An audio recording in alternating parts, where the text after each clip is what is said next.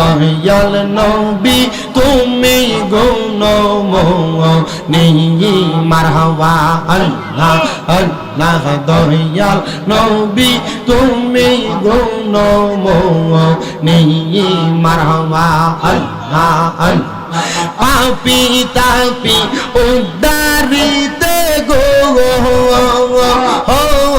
নবী সাজদায় থাকবেন পড়ি গো নবী দয়াল নবী তুমি গুণময়ী মারহাবা আল্লাহ জবানটা খুইলা আল্লাহর ডাকে শরম নাই আল্লাহ দয়াল নবী তুমি গুণময়ী মারহাবা আল্লাহ আল্লাহ কাউসারের মালিক আপনি কাউসার ফিলাইবা কাউসারের মালিক নবী কাউসার ফিলাইবা ফাফি তাফি উদ্দারিতে গো নবী সাজদাতে পড়িবা গো নবী দয়াল নবী তুমি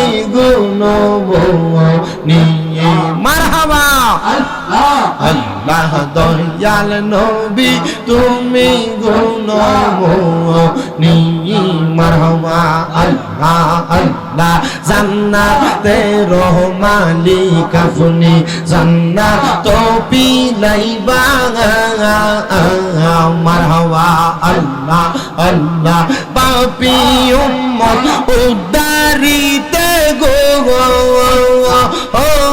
নবী সাজদাতে পড়িবা গো নবী দয়াল নবী তুমি গুণময়ী মারহাবা আল্লাহ আল্লাহ তোমায় ডাক দিলে বলার পানে চাইও রে ও প্রাণের মুর্শিদ রে ধীরে ধীরে ফিরে ফিরে চাইও রে তুমি ধীরে ধীরে ফিরে ফিরে চাইও রে মারহাবা আল্লাহ আল্লাহ চন্দ্র রাইতে পাইছো গো মুর্শিদ চন্দ্র বা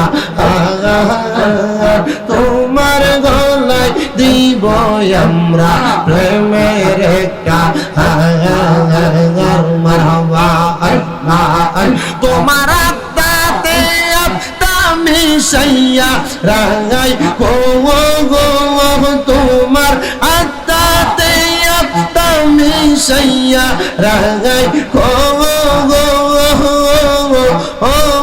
প্রাণের মুর্শিদ তুমি ধীরে ধীরে ফিরে ফিরে চাইও গো মারহাবা আল্লাহ আল্লাহ লাল বলো নীল বলো কত রঙে শাড়ি সাজবি দায়ে পরাই দিব সাদা বরকি শাড়ি মারহাবা আল্লাহ আল্লাহ লাল বলো নীল বলো কত রঙে শাড়ি সাজবি দায়ে পরাই দিব সাদা বরকি শাড়ি মারহাবা আল্লাহ আল্লাহ ওই দিন কিন্তু নূরের নবী আগাইব রে ও প্রাণের মুর্শিদ গো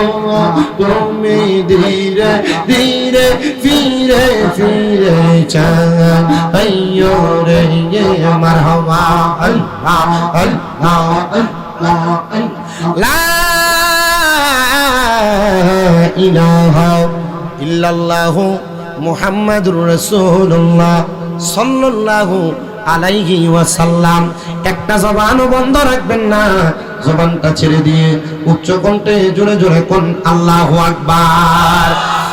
আমার বাইরে বাবারা, আবার আসেন আমি আমার ওয়াজের দ্বিতীয় ধাপের মধ্যে চলে যাই। আমার বলছে মা বাবার খেদমতের উপরে কথা বলার জন্য। আমি আল্লাহর কোরআন থেকে আপনাদের কাছে ছোট্ট একটা আয়াতের অংশ তেলাওয়াত করেছি, যেখানে আমার আল্লাহ তাআলা বলছে ওয়াবুদুল্লাহা ওয়ালা তুশরিকু বিহি শাইআন ওয়া বিল ওয়ালিদাইনি ইহসানা। আমার আল্লাহ কয় বান্দা তোমরা আমি আল্লাহর ইবাদত করো এবং কোনো কিছুর মধ্যে আমি আল্লাহর সাথে শিরিক করবা না, এবং তোমরা তোমাদের মা বাবার খেদমত করো। জোরে কোন সুবহানাল্লাহ। মানে মা বাবার প্রতি ইহসান করো, মা বাবার প্রতি ইহসান করো। এ মুসলমান, এ নবীর উম্মতের দলেরা, একটু অন্তরের কানটা লাগিয়ে বয়ানটা শ্রবণ করার চেষ্টা করবেন। আমি কেন আয়াতে কারিমাতে এই জায়গায় বললাম, আপনি নামাজ পড়লেন, আল্লাহর সঙ্গে শিরিক করলেন না, কিন্তু আপনি আপনার মা বাবার মনে কষ্ট দিলেন, এটার কারণে আপনি আল্লাহর দরবারে আসামি। আবার আপনি আপনার মা বাবার খেদমত করলেন, নামাজ পড়লেন না, আপনি আল্লাহর সঙ্গে শিরিকও করলেন না, মা বাবার খেদমতটা ঠিক রাখলেন, নামাজ পড়লেন না, এমন ইবাদতকারী বান্দা কিন্তু আল্লাহর কাছে বড় আসামি হয়ে যাবে। শুনেন আমার মুসলমান ইমানদার, দেখবেন বুল্লা এলাকায় অনেক মানুষকে দেখা যায়, তারা দোকানে বইসা বইসা মানুষের নামে কোন একটা বানা, মানুষের নামে বিভিন্ন রকমের খারাপ মন্তব্য করে, মানুষের একজনের ঝগড়া আরেক বাড়িতে লাগায়, মানুষের সামনে খারাপ বদনাম করে অপবাদ দেয়। আপনারা বলেন এমন স্বভাবের মানুষ বর্তমান সমাজে আছে না নাই? কথা কন্যা আছে না নাই? মুসলমান, একটু মনোযোগ দিয়ে শোনার চেষ্টা করবেন। তো এমন মানুষের ক্ষতি করনেওয়ালা তিনজন ব্যক্তি, তারা সমাজের মধ্যে ফিতনা সৃষ্টি করত, একজন আরেকজনের ক্ষতি করার চেষ্টা করত, তারা ঘরের মধ্যে বইসা বইসা আগামীকালকে কার ক্ষতি করবে সেটা নিয়ে কথা বলতো। তো আমার আল্লাহর কালাম কেউ বুঝতে পারে না। আমার আল্লাহ তাআলা যখন দুনিয়ার জমিনে কোনো কাজ করে, ওই কাজটার মাধ্যমে দুনিয়ার বান্দারে বড় কঠিন পরীক্ষায় ফালায়া দেয়। তো তারা যখন মানুষের ব্যাপারে বাজে বদনাম, বাজে কথা বলতো, আমার আল্লাহ তাআলা জানায়া দেয় বান্দা তোমরা চিন্তা করো না, ওয়া মাকারু ওয়া মাকারাল্লাহ ওয়াল্লাহু খায়রুল মাকিরিন। আমার আল্লাহ তাআলার পরিকল্পনার উপর কারোর পরিকল্পনা হতে পারে না। জোরে কোন মারহাবা, আর জবান খুলে জোরে কোন না মারহাবা। মুহাব্বতের আওয়াজে জোরে একটা তাকবীর হবে। নারে তাকবীর, নারে রিসালাত, নারে পাক পাঞ্জাতন, নারে গাউসিয়া, আহলে সুন্নাত ওয়াল জামাত, হযরতুল আল্লামা মুফতি আলাউদ্দিন জাদি সাহেবের আগমন,